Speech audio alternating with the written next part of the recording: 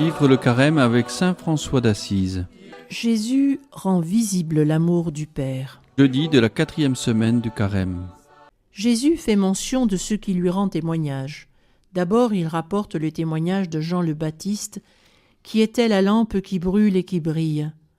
Jean a attesté qu'il avait pour mission de préparer le chemin du Christ, rendant ainsi témoignage à la vérité. En second lieu, Jésus évoque un témoignage plus grand que celui de Jean, ses propres œuvres. La guérison du paralytique en est une bonne illustration. Les œuvres de Jésus manifestent la puissance de salut du Père. Jésus rend visible l'amour infini du Père, qui désire ardemment que tout homme soit sauvé. La volonté de Jésus épouse pleinement celle du Père. En troisième lieu, le Père lui-même a rendu témoignage à Jésus. Probablement, Jésus fait allusion au baptême au Jourdain, où le Père l'a désigné comme le Fils bien-aimé. Enfin, Jésus mentionne les Écritures, dans lesquelles l'avènement du Fils de Dieu transparaissait en filigrane. Jésus entre dans ce plan d'amour de Dieu dévoilé à Nicodème.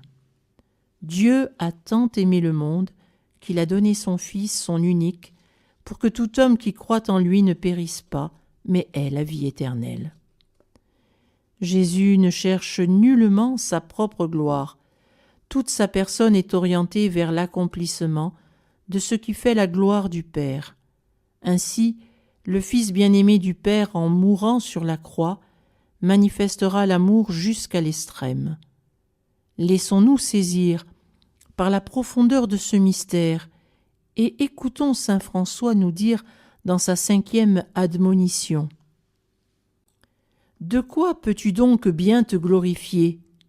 Ce dont nous pouvons tirer gloire, c'est de nos faiblesses, c'est de notre part quotidienne à la sainte croix de notre Seigneur Jésus-Christ. » Du Notre Père paraphrasé. Que ta volonté soit faite sur la terre comme au ciel.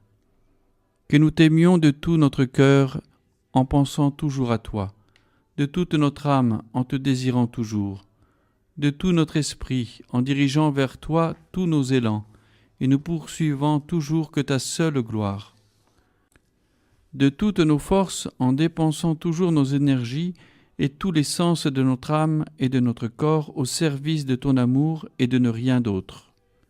Que nous aimions nos proches comme nous-mêmes, en les attirant tous à ton amour selon notre pouvoir, en partageant leur bonheur comme s'il était le nôtre, en les aidant à supporter leur malheur, en ne leur faisant nulle offense.